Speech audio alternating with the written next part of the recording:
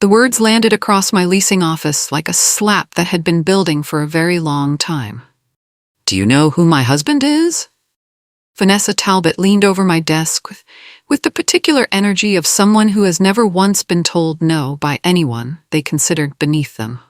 Her manicured finger tapped the late notice I had mailed her that morning, tapping it slowly, deliberately, like she was pressing down on a bruise to see if it still hurt.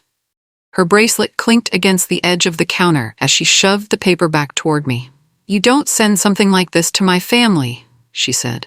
Her voice was loud, designed to carry. Two tenants waiting in the chairs near the door went completely still. My assistant stopped typing mid-sentence.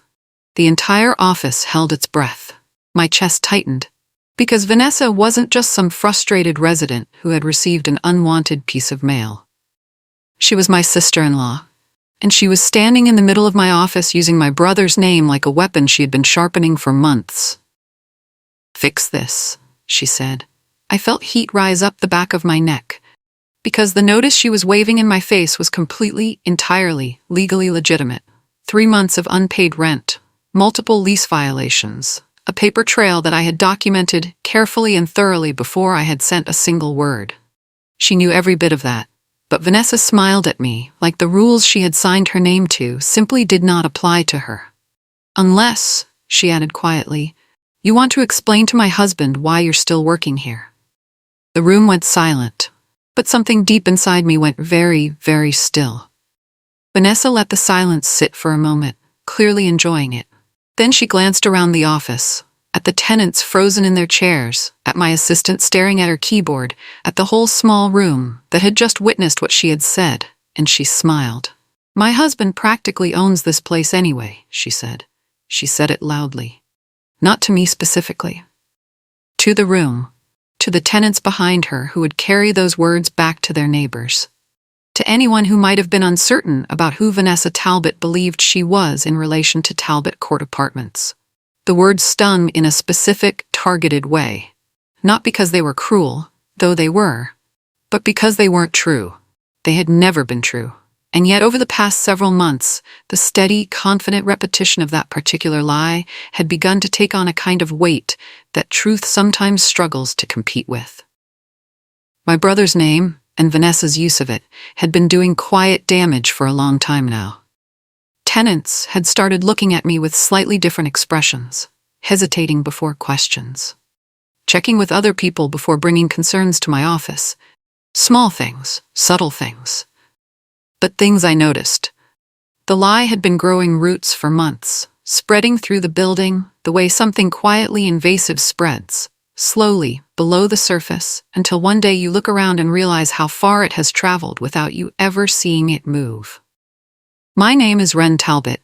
My father built Talbot Court Apartments over the course of 15 years. He bought the building when it was barely functional, when 2 of the 24 units had ceilings that leaked and 3 others hadn't had working heat since before I was born. He fixed it unit by unit, saving money carefully, working in the evenings and on weekends while holding a separate job during the day. He turned it into something clean and stable and dependable. The kind of place people stayed for years because it felt looked after. When he died 2 years ago, the building passed to me. Not in a casual, informal way, in a documented, legally clear, deed-recorded way. The property management responsibilities came with it. The financial decisions came with it. The relationship with every tenant in those 24 units came with it. My brother Adrian inherited other things from my father. A car, some savings, a watch my father had worn every day for 30 years. What Adrian did not inherit was the building. I say this not to be harsh.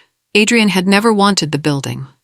He had no interest in property management, no patience for maintenance requests, no appetite for the patient, detailed work that running a complex like Talbot Court actually required. He had been completely content to let me handle it, right up until Vanessa decided she wasn't content at all. The day of my father's funeral, Adrian and I stood outside the reception hall afterward while the last of the guests filtered past us. He hugged me for a long time. "You're going to run the place," he said into my shoulder.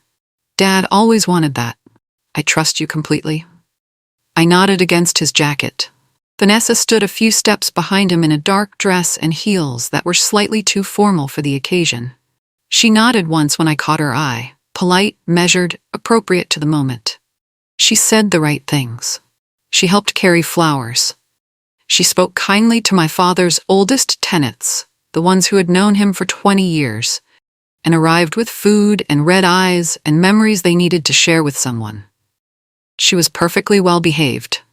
And for the first month after the funeral, while the paperwork was still being processed, while my father's accounts were being transferred, while the legal documentation was being finalized and filed, everything stayed calm.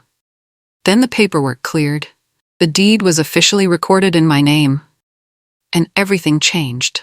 Not overnight, not dramatically, but in the way that some changes happen, gradually, through small shifts in language and behavior and assumption, until one day you look at the situation and realize it is completely different from what you thought it was.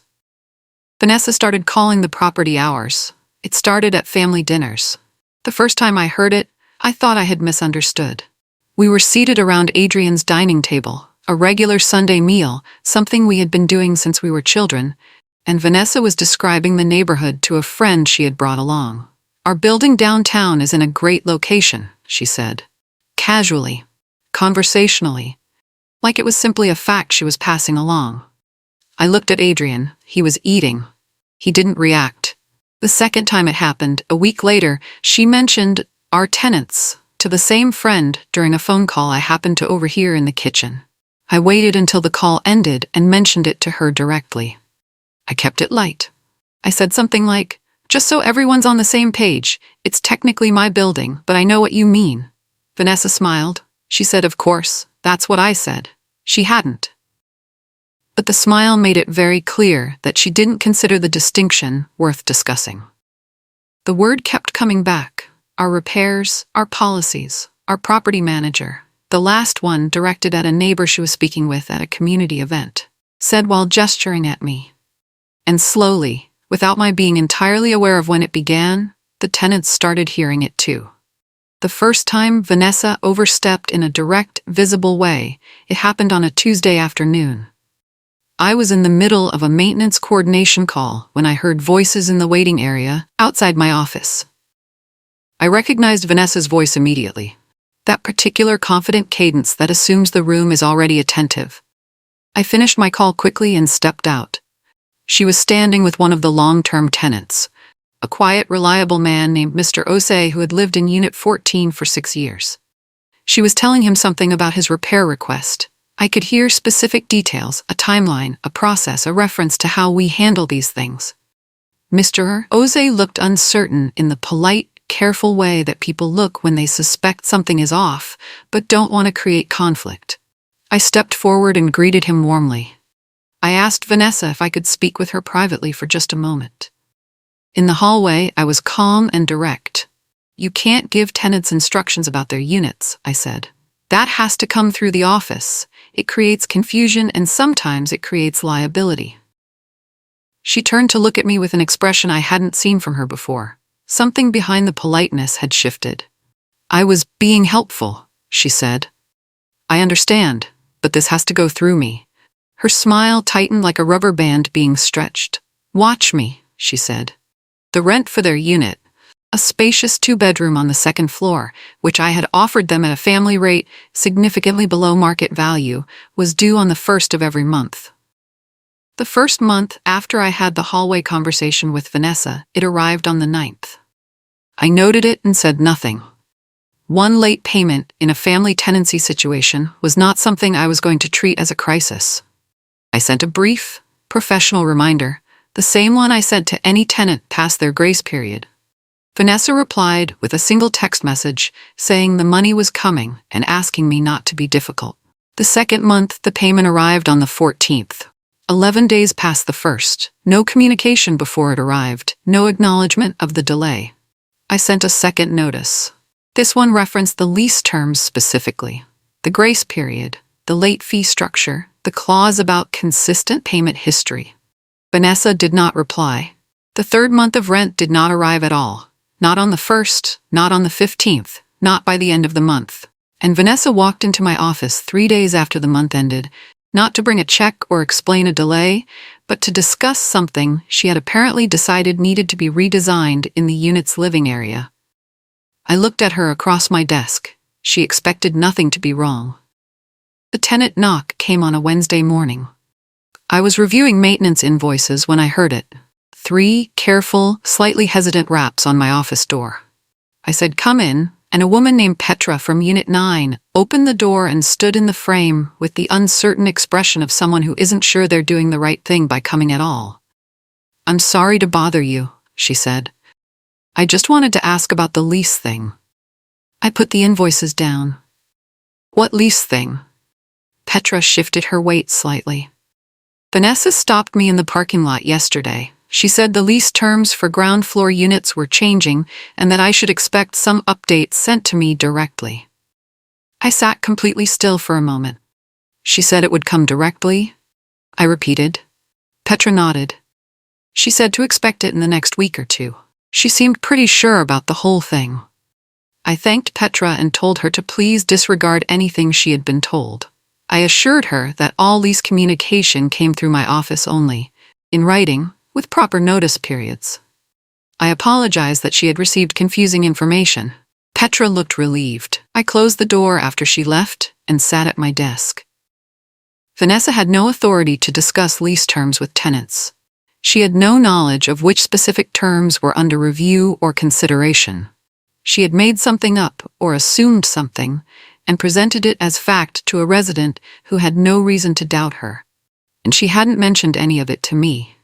I arrived at the office one morning to find the door already unlocked. That by itself was unusual enough to make me stop on the threshold. My assistant didn't arrive until 9. I was always the first one in, and I always unlocked the door myself. I pushed it open. Vanessa was sitting behind my desk, not waiting for me in one of the visitor chairs, not standing near the window, behind my desk. My computer screen was lit up in front of her. She was typing something. I stood in the doorway and stared at her for a full 3 seconds. "What are you doing?" I asked.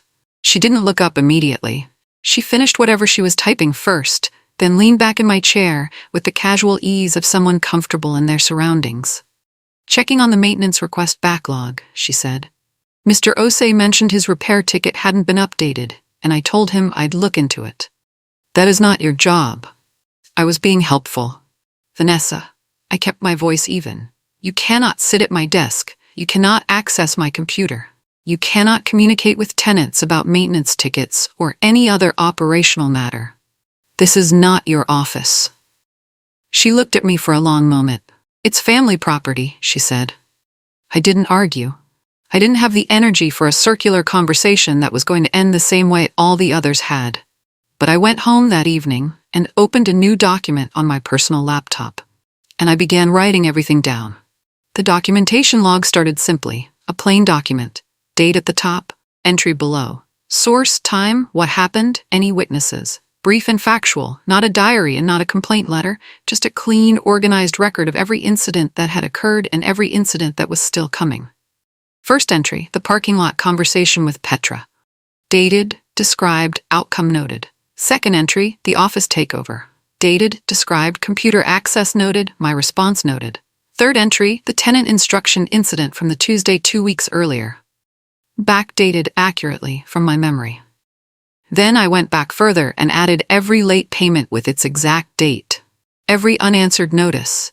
Every text exchange I could pull from my phone. Every incident I could reconstruct from memory with a reasonable level of accuracy. Within an hour, I had 11 entries. Within a week, because Vanessa kept providing material, I had 19. I saved the document in 3 places. My personal laptop, a cloud backup, a printed copy in a folder in my home filing cabinet. My father had kept records.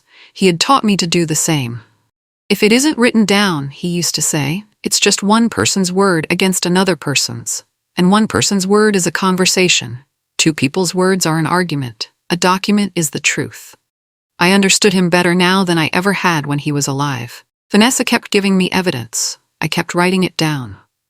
The confrontation in the hallway happened on a Thursday evening. I had stayed late to finish reviewing the renewal agreements for 3 units whose leases were expiring at the end of the following month. The office had been empty for 2 hours. The building was quiet. The kind of quiet that makes you realize how much noise the day carries, until it's gone. I was locking the filing cabinet when I heard footsteps in the corridor. Vanessa appeared at the end of the hallway. She looked like she had come straight from somewhere social, dressed nicely, a glass of wine recently finished somewhere, if the particular loose quality of her confidence was any indication. She walked toward me without slowing down. "You're making things very awkward for Adrian," she said. She stopped about 4 feet away, close enough to make the conversation feel private, far enough to make it feel controlled. "I'm enforcing the lease," I said. "You're being deliberately difficult about a few late payments from family." 3 months, I said. "Not a few. 3. Cash flow issues happen. I understand that, which is why I sent notices rather than filing immediately." Her smile went cold and flat in a way I hadn't seen before. The usual pleasant surface had dropped off completely. "This isn't over," she said. She turned and walked back down the corridor. I stood for a moment in the quiet of the empty building. The next morning, the rent still hadn't arrived. I mailed the formal late notice that afternoon. My lawyer, a careful, straightforward woman named Constance Adler, who had handled the property transfer documents when my father passed, had reviewed the situation with me briefly by phone the week before. She confirmed what I already knew. The lease was a legal document. Family relationship did not alter its enforceability, and I had both the right and the obligation to follow the proper procedural steps. The formal notice went out by certified mail. I knew how Vanessa would react. I had spent weeks watching her responses escalate in inverse proportion to her culpability. The worse her behavior, the louder her reaction to any acknowledgement of it. The more she violated, the more offended she became when the violation was noted. But the notice had to go. Not sending it would have been a different kind of failure. The kind that tells a tenant that some people operate under different rules than others. Every other tenant in Talbot Court received formal notices when they were overdue. Every single one. Vanessa not receiving one wasn't a kindness. It was a precedent that would have corroded the integrity of the entire system my father had spent 15 years building. I sealed the envelope. I drove it to the post office myself, and I came back to the office and sat down and waited for what I already knew was coming. I didn't have to wait long. She walked in the next morning at 10:15. The notice she was holding had been opened and refolded in a way that suggested she had read it multiple times before arriving. The crease lines were sharp and layered, like something worried at repeatedly before being gripped. 2 tenants were in the waiting area. Mr. Ose and a younger woman from the ground floor, whose renewal I had processed just the week before. Both of them looked up when Vanessa came through the door. She went straight to my desk. She placed the notice on the surface between us and pressed her finger down on it. "You embarrass my family," she said. Her voice was fully raised. Not screaming, controlled, but at a volume that required no effort to hear across the room. "You sent this to my home like I'm a stranger off the street." "You're 3 months behind on rent," I said. My voice stayed level. I was aware of the 2 tenants behind her. I was aware of my assistant sitting very still at her desk. "There are procedures I'm legally required to follow," I continued. "I followed them. You did this to humiliate me. I did this because that's what the lease requires." Her face hardened into something I hadn't seen before. Past frustration, past performance, something that was trying to look like authority and not quite getting there. Then she said the sentence that changed everything. "Do you know who my husband is?"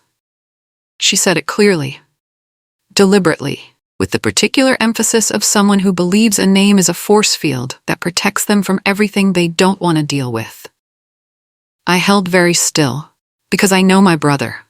I have known Adrian my entire life. I know his patience and his kindness and his deep, genuine discomfort with conflict of any kind. I know that Vanessa understood all of those qualities and had made careful use of them.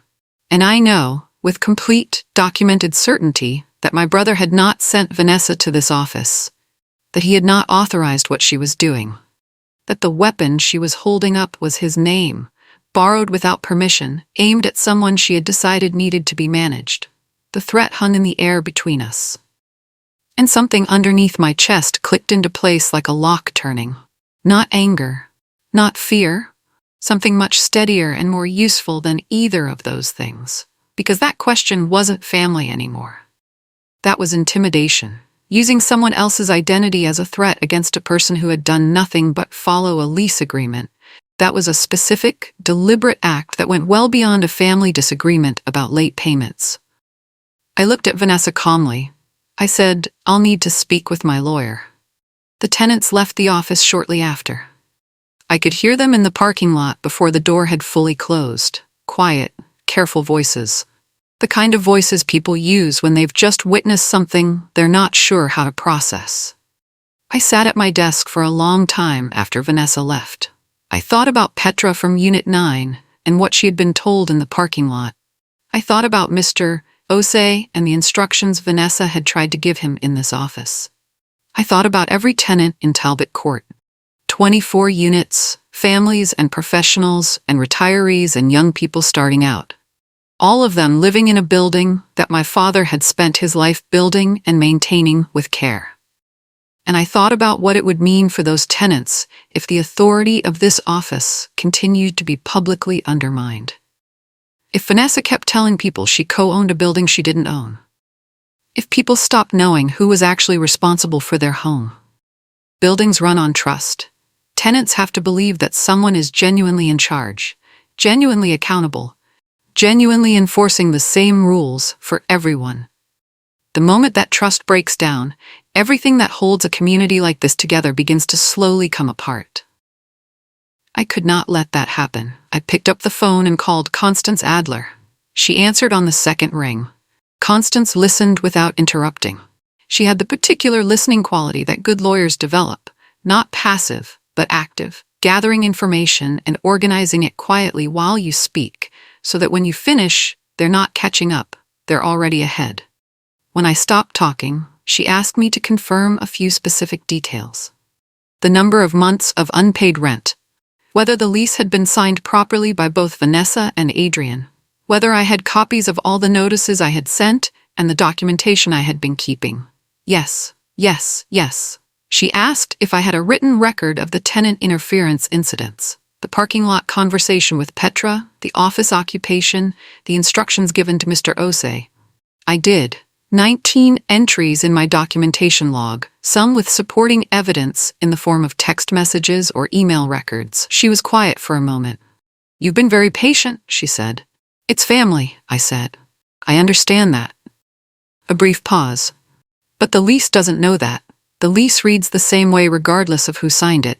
She told me I had legitimate grounds for multiple actions. The unpaid rent alone triggered formal eviction process. The unauthorized office access and tenant interference were additional violations. And the after-hours entry, if it happened, which she said we should watch for, would cross a separate legal threshold entirely. Then she explained my options carefully, one by one. The options Constance laid out were clear. The unpaid rent, 3 months accumulated, now officially past every grace period the lease allowed, was grounds for initiating eviction proceedings. The process required formal written notice, a response window, and if no resolution was reached, a filing with the housing court. It was a defined legal path with specific steps. The tenant interference incidents, the unauthorized instructions to Mr. Osei, the lease change conversation with Petra, the office access, were additional lease violations that supported and strengthened any eviction filing I chose to make. But there was one more option Constance mentioned. If Vanessa entered the restricted areas of the building, specifically the management office, the maintenance storage areas, or any tenant unit, without my authorization or a legitimate reason connected to her own tenancy, that constituted trespassing under the building's operating terms. A formal trespass notice was a legal document. Served properly, it created a documented record that could be enforced. If the notice was violated after service, the matter moved to a different and more serious legal level. "I want to be clear," Constance said. "You have the authority to issue this. You don't need anyone's permission." I thanked her and ended the call. I sat with everything she had told me. Then I thought about the management office, the filing cabinet, my computer. and I thought about whether Vanessa would decide, at some point soon, that the conversation wasn't over and that she needed to do something about that. 2 nights later, at 11:47 in the evening, my phone rang. It was our building security service, an overnight monitoring company my father had contracted years ago and I had maintained ever since. The monitoring operator on the line was calm and professional. "Miss Talbot, we have an alert on the management office door sensor at Talbot Court. The door was opened at 11:42. The system shows entry using a key. We don't have you logged as present at that time. Can you confirm whether you authorized access tonight?" I was at home. I had been home since 7. "No," I said. "I did not authorize access." "Understood. We have a camera alert as well. Would you like us to contact local non-emergency police?" I thought for exactly 1 second. "Yes, and please preserve all footage from tonight." I got in my car. When I arrived at the building 20 minutes later, the office door was closed. The police officer on scene was professional and brief. He noted the unauthorized entry, took my statement, and confirmed that nothing appeared to have been removed. But the next morning, when I reviewed the security camera footage with Constance as guidance, I saw everything. Vanessa had entered using a key she had either copied or kept from a previous visit when she had been briefly given access for a legitimate reason months earlier. She had opened the tenant files. She had gone through the filing cabinet for approximately 11 minutes. My hands were steady when I watched the footage. The footage was clear on every count that mattered. Timestamp, 11:42 p.m. Duration of unauthorized access, 11 minutes and 19 seconds. Individual identified, Vanessa Talbot, recognizable by face, distinctive jacket, and jewelry consistent with items she wore regularly. Actions captured, entry through management office door, navigation to the filing cabinet, opening of the second drawer, the drawer containing tenant records, lease copies, and correspondence files. Visible review of multiple folders, no apparent removal of physical documents, though the review itself constituted unauthorized access to confidential tenant information. I exported the footage to a secure file. I made 3 copies. I sent one to Constance by secure transfer that same morning. Constance called me back within the hour. "This is no longer a family matter managed through lease enforcement," she said. "I know. She accessed confidential tenant records. That has implications beyond your lease with her." "I understand. Are you ready to move forward with both the eviction filing and the trespass notice?" I had been thinking about this question since the moment I sat in that parking lot watching the security footage on my phone in the dark. I thought about my father, the years he had put into this building, the tenants who trusted that their home was managed by someone accountable and consistent. I thought about what he would have done. "File everything," I said. The documents were filed the following Tuesday. Constance's office submitted the formal eviction notice through the proper housing court process, citing the 3 months of unpaid rent and the documented lease violations, each one dated and referenced in the supporting materials. Separately, she drafted the formal trespass warning. It was a single page, clean, clear legal language. It stated that Vanessa Talbot was formally notified that any entry into the management office of Talbot Court Apartments, any restricted building areas, or any tenant spaces beyond her own unit, without explicit written authorization from the property owner, constituted trespass under applicable law. It referenced the specific late-night unauthorized entry. It referenced the security footage. It noted that the footage had been preserved and that law enforcement had been contacted. It was signed by Constance on my behalf. I held the envelope for a moment before it was sent for certified delivery. My hands were steady, but I want to be honest. My heart was not completely still. Because Adrian was going to find out. He had to find out. And I genuinely did not know what he was going to say. I did not know how much he knew. I did not know what Vanessa had told him about the past several months. I did not know whether he was going to open that door and walk in to protect her or to understand what had actually happened. I signed the delivery authorization, and I sat down and waited. Vanessa arrived at the office 2 days after the documents were delivered. She did not storm in the way I had expected. She came in fast and controlled. The particular energy of someone who has been building toward a confrontation for the entire drive over and arrived still burning. The office was empty this time. Just the two of us. She placed the eviction notice on the desk between us. "You are tearing this family apart," she said. Her voice was shaking. Not from weakness, from the effort of keeping what she actually wanted to say inside a shape she had decided was more effective than simply saying it. "I am protecting this building," I said. "This is Adrian's family's property. You have no right." "I have every right," I said. "My name is on the deed. My father left me this building. The lease you signed is a legal document. You are 3 months overdue on rent, you have repeatedly violated lease terms, and you broke into my office. I have a key. A key you were never authorized to keep and use to access tenant records after hours without permission. That is on camera." Her breath came faster. "You wouldn't actually do this," she said. Her voice had a different quality now. The certainty had cracked slightly. Not much, but enough to hear. I reached into the folder on my desk and pulled out the second envelope. I held it out. Vanessa took the envelope. She knew what it was. Constance had sent an identical copy by certified mail, so she had already had it in her possession for 2 days. But there is something different about receiving a document directly from the person who authorized it. The certified mail can feel abstract. A hand extended across a desk does not. She opened it. I watched her read it. The trespass notice, her name, the legal language, the reference to the footage, the statement of what would happen if she violated the terms of the notice after receiving it. She folded it slowly.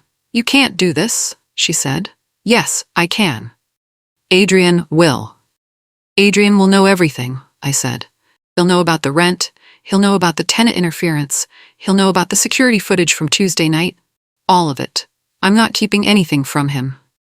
Something passed across her face. Not anger. Something quieter and harder to name.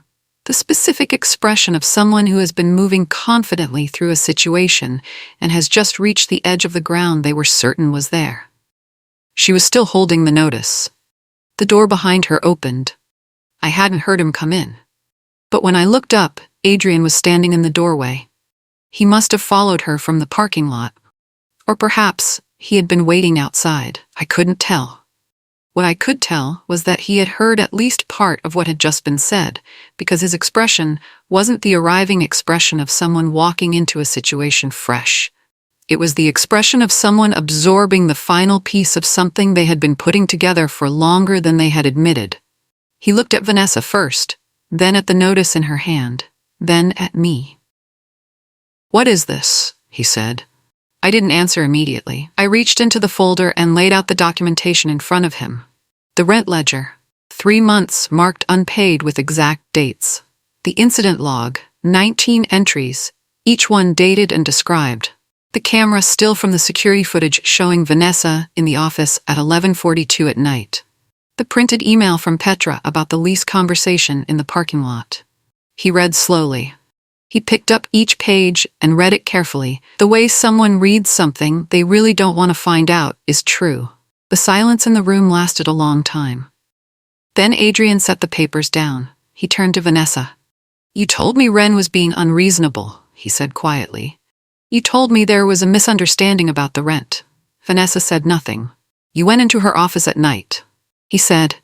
"The footage is right here." She looked at the floor. "You lied to me," he said. For the first time since I had known her, Vanessa had nothing to say. They moved out within a month.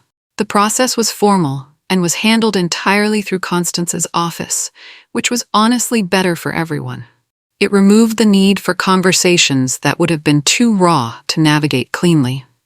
The kind of conversations where too much history sits underneath every sentence and nothing said lands the way it was meant. Adrian and I spoke once during that month. A brief, difficult phone call. He was not defensive of Vanessa. He was not argumentative with me. He was simply exhausted in the way people are exhausted when they understand that something they trusted had not been what they thought it was. He apologized. I told him the building had never been between us, and it still wasn't. He said he needed some time. I told him I understood. And I did. The tenants watched the moving process quietly. Word had spread through Talbot Court the way things always spread in a 24-unit building. Not through announcement or explanation, but through observation. People noticed the boxes. People noticed the absence of a particular car in the lot. People put things together without needing to be told. A few tenants stopped me in the hallway in the weeks that followed, not to ask questions, just to say hello. To mention, they appreciated how the building was managed. Small, brief moments that wouldn't have meant much in another context. They meant something in this one. 6 months after Vanessa and Adrian moved out, Talbot Court felt the way it used to feel when my father was still alive. Steady. Quiet in the right ways. Occupied by people who paid their rent and maintained their units and felt, I believed, that someone was genuinely looking after the place they called home. The documentation log I had kept was filed in my cabinet. Organized, complete, closed. Constance kept copies in her office files. I hoped never to need them again. I thought about the morning Vanessa had stood in this office and asked me if I knew who her husband was. She had meant it as a question that ended conversations. The kind of question designed to remind someone of their place in a hierarchy, to make them feel small, uncertain, outranked by proximity to power they didn't hold themselves. She had asked the question as though a name was enough. As though a relationship with someone important could simply override a deed, a lease, a documented record, and 15 years of one man's careful, faithful work building something real. But names don't run buildings. Documents do. Maintenance schedules do. Rent receipts do. Lease agreements signed by all parties and enforced consistently and fairly. Those do. My father understood that. He left me this building because he knew I understood it too. The deed was in my drawer. The courage to enforce it had cost more than I expected. But the building was quiet and steady and whole, and that was exactly what he had wanted.